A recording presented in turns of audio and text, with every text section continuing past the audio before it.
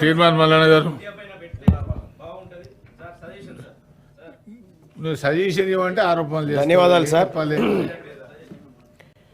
పంపిస్తాను కదా గౌరవ కాగితం పంపి సభ ప్లీజ్ గో హెడ్ సార్. అధ్యక్ష, ఇవాళ ఈ సభలో జరుగుతున్నటువంటి ఈ చర్చ ఏదైతే ఉందో పేపర్ పంపియమ్మా సార్ కొద్దిగా కానివ్వండి. ఈ సభ ఏదైతే ఉందో ఈ సభలో టైమింగ్స్ ఉన్నాయి.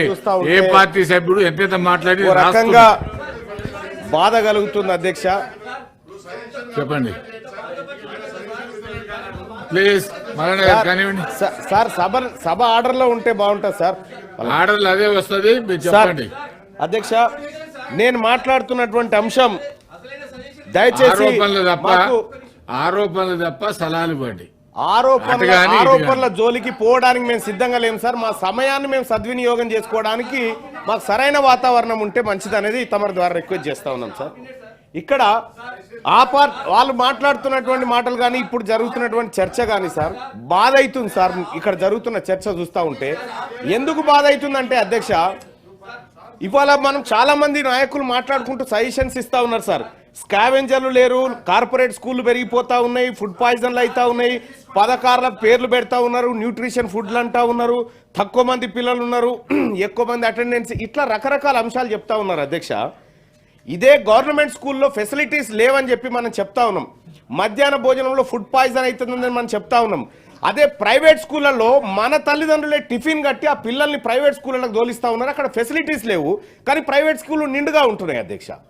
ఇవాళ ప్రైవేట్ స్కూళ్ళల్లో ఎందుకు ఆ వాతావరణం ఉంది? గవర్నమెంట్ స్కూల్ అంటే భోజనం లేకనే మా పిల్లలు చదవలేకపోతున్నారా అధ్యక్ష? నాకు అర్థం కాలేదు. భోజనం లేకనే చదవలేకపోతున్నారా? ఒకప్పుడు అధ్యక్ష, గతంలో నేను కొన్నిసార్లు కొన్ని చోట్ల విన్నటువంటి చూసిన, నేను ప్రత్యక్షంగా నేను నా ఎన్నికల సమయంలో ప్రచారంలో పోయిన భాగంగా అధ్యక్ష, మధ్యాహ్నం 1 గంటకు గంట కొడితే మా పేద వర్గాల పిల్లలు గిన్నెలు పట్టుకొని లైన్లో నిలబడి బిచ్చగాల శిక్షణ పొందుతా ఉన్నారు సార్. హాస్టళ్లలో గవర్నమెంట్ స్కూళ్ళలో జరుగుతుంది. మా పిల్లలకు బిచ్చగాళ్ళు భవిష్యత్తులో ఎట్లా తయారు కావాలని చిప్పలు పట్టుకొని లైన్లో నిలబడతా ఉన్నారు సార్. అంటే ఈ బువ్వ లేకనేనా సార్ మా వాళ్ళకి? ఇక్కడ గవర్నమెంట్ ఫ్రీ హాస్టల్ ఫెసిలిటీస్ ఇస్తూ ఉంది సార్, ఫ్రీగా ఇస్తూ ఉంది, భోజనం పెడతా ఉంది. కానీ ఈ హాస్టళ్లలో తక్కువ మంది పిల్లలు ఉంటున్నారు సార్. ఎన్రోల్మెంట్స్ కూడా చాలా హాస్టల్లో చూసిన సార్. మా గ్రామంలో ఉన్న హాస్టల్లో 8 మంది ఉంటారు సార్ ఇప్పుడు నైటు. ఈ తక్కువ మంది ఉంటారు సార్. అదే ప్రైవేట్లో మీరు చూడండి సార్, గురుకులాల్లో శ్రీ చైతన్య నారాయణ సీట్లు దొరికాయి సార్. ప్రతిరోజు శ్రీ చైతన్య నారాయణలో ఎక్కడో చోట హత్యలు లేకపోతే ఆత్మహత్యలు జరుగుతూనే ఉంటాయి సార్. కానీ మా పేద వర్గాలకు ఇంకా ఆ స్కూలే కావాలి అని ఎందుకు వస్తుంది సార్? భరోసా. ఈ సభలో మీరున్నారన్న భరోసాతో మేము మాట్లాడగలుగుతా ఉన్నాం సార్. మేము సభకు రాగలుగుతా ఉన్నాం. మీరు మాకు మాట్లాడే ఛాన్స్ ఇస్తారు, మా బాధ సభ ముందు పెట్టుకునే అవకాశం ఇస్తారన్న ఉద్దేశంతో ఏదైతే భరోసా ఉందో ఆ భరోసా మా ప్రజల్లో లేదు సార్. ఆ భరోసా మా ప్రజల్లో లేదు. ఎందుకు లేదంటే సార్, 45% మంది స్టూడెంట్స్ గవర్నమెంట్ స్కూళ్ళలో చదువుతూ ఉన్నారు సార్. 55%. దయచేసి అధ్యక్ష, మీరు సమయం చూస్తుంటే నాకు భయం అవుతుంది అధ్యక్ష. ఎందుకంటే నేను మెజారిటీ ప్రజల పక్షాన ఉన్నటువంటి ప్రతినిధిని సార్. దయచేసి తెలంగాణ రాష్ట్రంలో బీసీలు 60% ఉన్నారు సార్. బీసీ ఈ సభా సమయాన్ని 50% కనీసం మా బీసీ ప్రతినిధులకి ఇవ్వాల్సిందిగా మీ అందరినీ రిక్వెస్ట్ చేస్తాను. రైట్ సార్, సలహాలు ఇస్తా ఉన్నాను సార్. ఇక్కడ జరుగుతున్న చర్చ సార్, మనము మీది మడికి పైప్ వేస్తే సార్, కింది నుంచి పైపు చక్కగా ఉంటేనే మీది మడిలో వాటర్ పడతాయి సార్. ఈ అన్ని చోట్ల అన్ని మడ్ల కాడ అది రంధ్రాలు పడ్డ తర్వాత ఏం క్వాలిటీ బయటకు వస్తుంది సార్? మా అల్టిమేట్గా మనం భోజనం పెట్టినా, న్యూట్రిషన్ ఫుడ్ ఇచ్చినా, మంచి వాతావరణం కల్పించినా ఆ అబ్బాయి పోతున్నటువంటి విధానం ఎట్టుంది? రేపు పొద్దున ఆయన ఇంజనీర్ కాబోతా ఉన్నాడా, డాక్టర్ కాబోతా ఉన్నాడా, ఏం కాబోతున్నాడు అనేటువంటి అంశం ప్రధానమైనటువంటి అంశం అధ్యక్ష. ఇక్కడ మేము కేవలం భోజనం కోసమో లేకపోతే ఇంకో దానికోసమో కాదు అధ్యక్ష.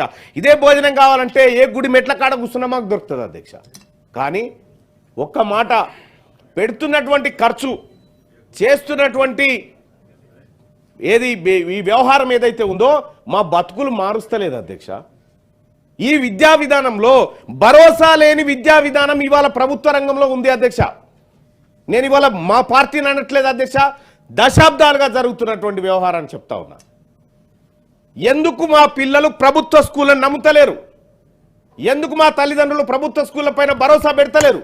ప్రైవేట్ విద్య పైన ఎందుకు వీళ్ళందరూ అటువైపు తొంగి చూస్తున్నారంటే అధ్యక్ష, ప్రభుత్వం రాబోతున్నటువంటి స్థానిక సంస్థల ఎన్నికలు కానీ ఏమైనా కానీ అధ్యక్ష, నేను సజెషన్ చేస్తా ఉన్నా, సర్పంచ్ కానీ వార్డ్ మెంబర్ కానీ జెడ్పీటీసీ కానీ ఎంపీటీసీ కానీ వాళ్ళ పిల్లలుంటే ప్రభుత్వ స్కూళ్ళలో జాయిన్ చేయాలి అధ్యక్ష వాళ్ళని. ఆ విధంగా మనం స్థానిక సంస్థల్లో ఆ నిబంధన తీసుకొస్తే ప్రభుత్వ ఆ ఎంపీటీసీ కనుక వాళ్ళ పిల్లగాడు గవర్నమెంట్ స్కూల్లో ఉంటే గవర్నమెంట్ స్కూళ్ళల్లో టాయిలెట్ లేకుండా ఉంటుందా అధ్యక్ష? వాళ్ళ స్కూళ్ళలో బోర్డు లేకుండా ఉంటుందా? వాళ్ళ పిల్లలు కనుక ఎక్కడ బహిరంగ ప్రదేశంలో మూత్ర విసర్జన చేసే పరిస్థితులు ఉండేవి కదా అధ్యక్ష? అదే కాదు అధ్యక్ష, ఇక్కడ బాధ్యత అన్న దయచేసి మా వర్గాలదన్న దయచేసి ఒకసారి వినండి అన్న, వినండి మీరు, వినండి అన్న, వినండి అన్న,